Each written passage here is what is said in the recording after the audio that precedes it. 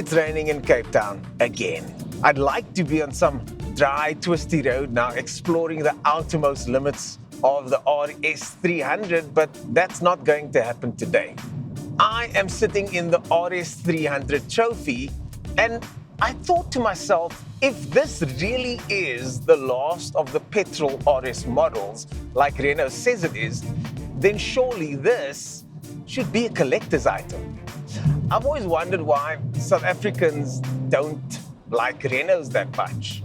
So I decided to contact a couple of guys from the local Renault enthusiasts club, and when asking these enthusiasts why they think that is the case, they're saying that it's because in South Africa, for the same price, most people would rather get something like an RS3, an M2, or maybe a TTRS, albeit a year-old model or slightly used.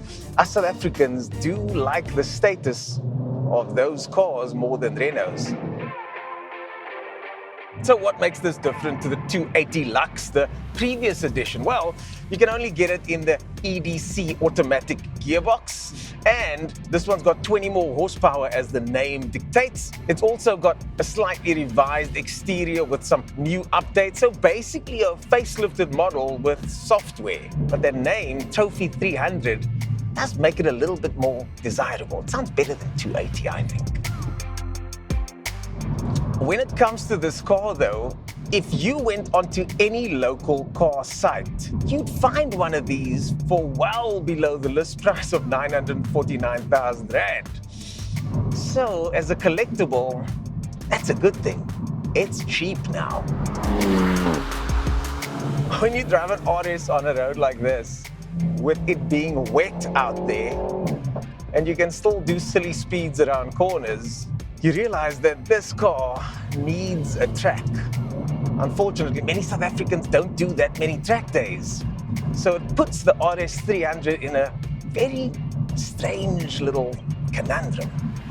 And then, of course, let's talk about Renault performance car depreciation. If you're looking at any of the older RS models, they can be gotten for almost half the price of this one.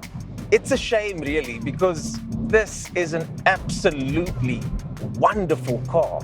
I wish South Africans liked track days more.